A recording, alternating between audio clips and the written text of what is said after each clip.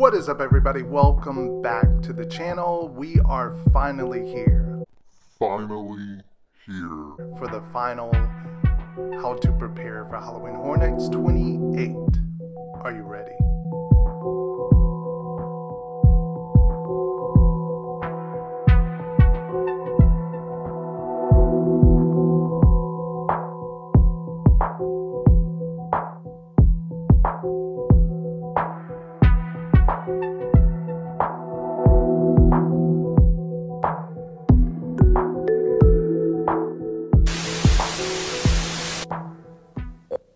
So by now you should have all your gear, everything that I went over in the previous How to Prepare for Halloween Horror Nights 28 should be good and ready.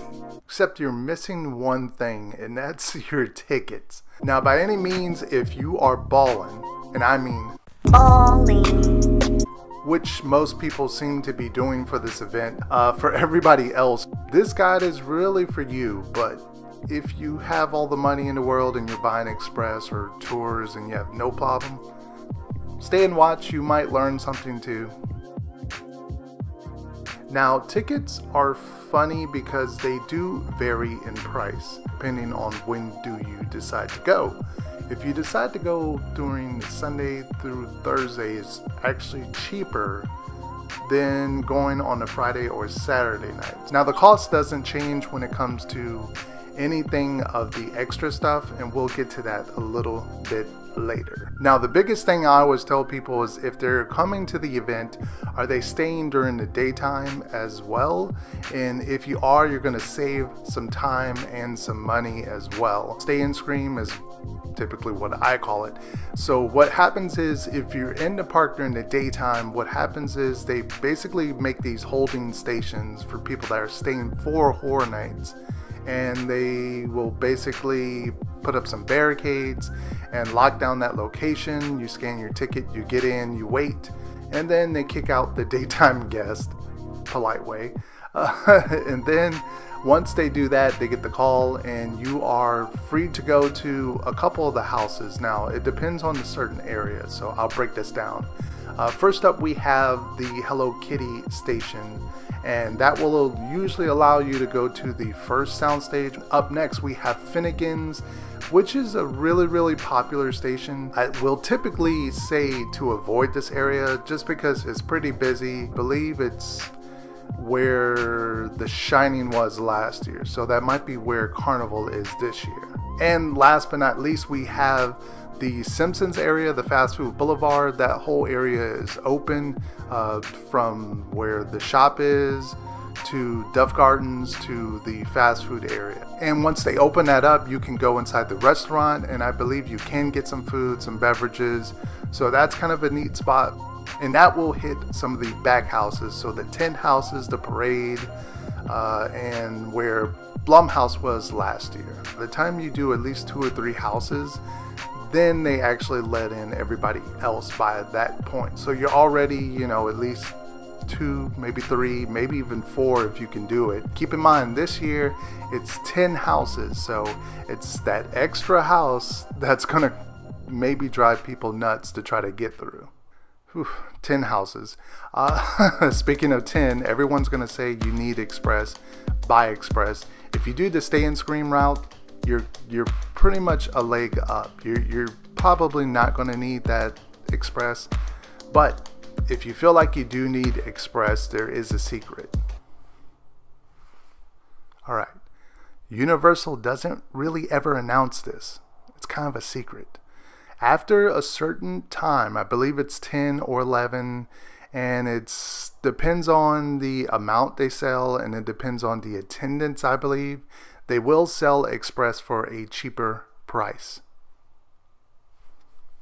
Okay, I'm still alive. Yeah, so they will sell it. I'm not sure on the price. I think it's a little bit less. Don't quote me on that. Don't come back to the comment section and hate me. But it is a little bit less. Now, the good part about that is you're getting express less. But the bad part is it's typically later in the nighttime. So maybe like, I don't know, like the last 2, maybe 3 hours of the event, they sell it for a little bit less. And it's also stipulations of, like I said, if it's a low attendance, if they haven't sold a bunch. You just got to ask some of the people that are selling Express.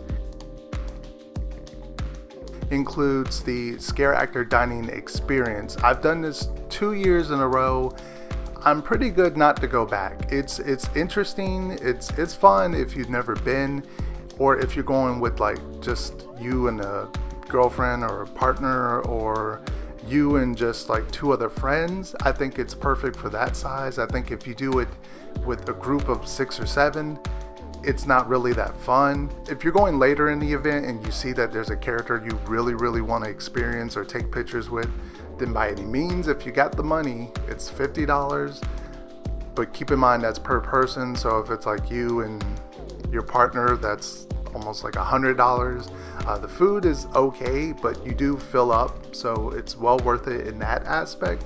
But like I said, if you've been before, it's nothing new. I wouldn't recommend you go again. We also have the daytime tour, the Unmasking the Horror tour. I was blanking on the name for a second. Yes, this tour is good, or at least it was at one time, where they allowed you to take photos in every single house, but they kind of changed that rule due to some stuff I can't even probably dive into.